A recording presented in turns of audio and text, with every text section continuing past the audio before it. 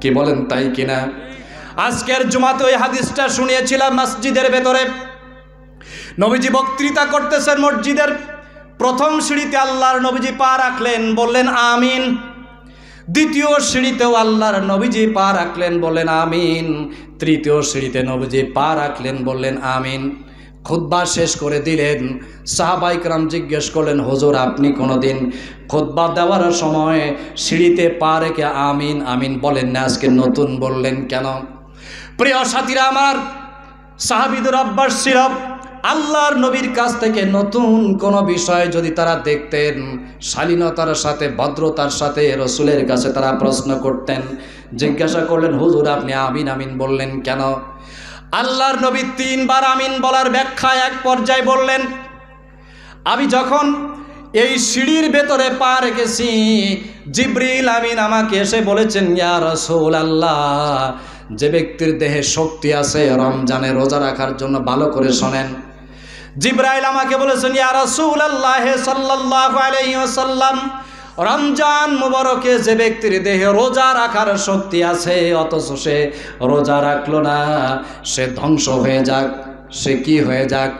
আল্লাহর নবী বলছেন আমিন। তার মানে হলো আল্লাহ জিবরাইল যা বলছে তা তুমি কবুল করে নাও।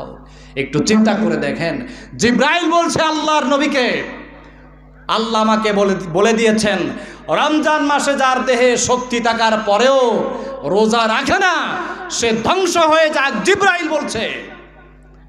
আর কিয়ামতের ময়দানে যে মানুষটা সুপারিশ না করলে, অনুমতি না দিলে, হযরতে আদম আলাইহিস সালাতু ওয়াস সালাম থেকে নিয়ে সাইয়্যিদানা হযরতে ঈসা আলাইহিস সালাতু ওয়াস সালাম পর্যন্ত 1,24,000 পয়গম্বরের জন্য জান্নাতের দরজা খোলা হবে না।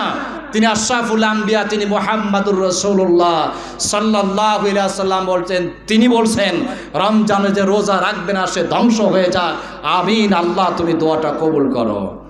এরপরও রোজা রাখো না, নিজের মুসলমান বলো, লজ্জা করা উচিত।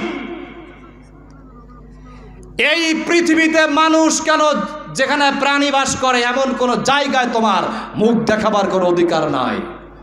রমজান মাসে, রোজার মাস, রোজা চলছে, শরীরটা ওজন দিলে কমপক্ষে 2-2.5 মণ হবে। এরকম মানুষ আছে না? ওজন দিলে কমপক্ষে 2-2.5 মণের কাছাকাছি হবে, কম বেশি হবে।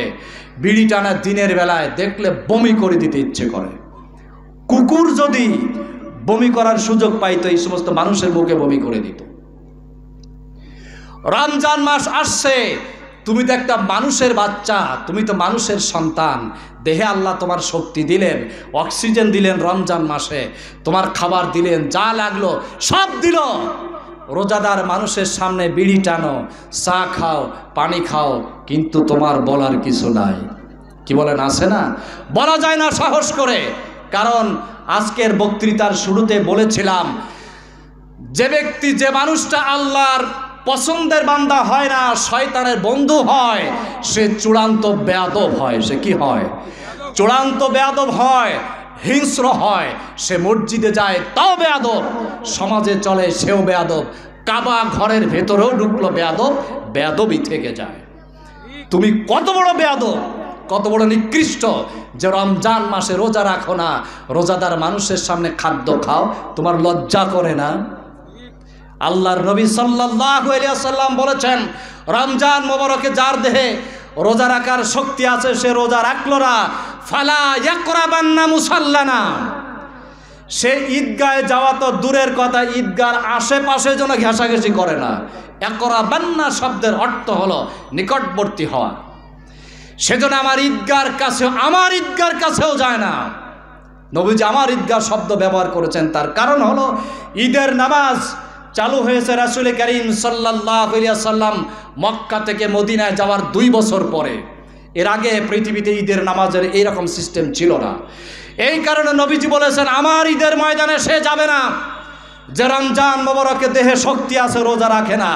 কিন্তু অসভ্য, বেয়াদব, বেহায়া রমজান মাসের প্রথম যেদিন আসে মসজিদে জায়গা ধরে না, হয় না এরকম? তারাবিতে আরে ভিড়, তারপরে প্রথম রোজার দিন ইফতারের সময় ভিড়, দ্বিতীয়, তৃতীয়, চতুর্থ রোজা আসে, আস্তে আস্তে কমে যায়। 15 রোজা থাকে, 28, 29 থাকে, পরের দিন ঈদের সময় ইমাম সাহেব যাওয়ার আগে ঈদগায় গিয়ে হাজির। এরকম হয় না? লজ্জা করা উচিত, তোমার লজ্জা করা উচিত। আরও কিছু মানুষ আছে সমাজের ভেতরে রোজা থাকে না, ইফতারের সময় একেবারে মুখটা অন্ধকার করে মেশাক ঘষতে ঘষতে মসজিদের দিকে যায়, চেহারার দিকে তাকাইলে মনে হয় 3-4 মাস একটানা রোজা। হারামখোর। এই হারামখোরদের জন্য ইফতারের প্রত্যেকটা কণা আল্লাহর কাছে বদদোয়া করে। প্রিয় ভাই সব, আমাদের সম্মানিত মেহমান তিনি আমাদের মাঝে এসেছেন, তিনি এক্ষুনি কথা বলবেন।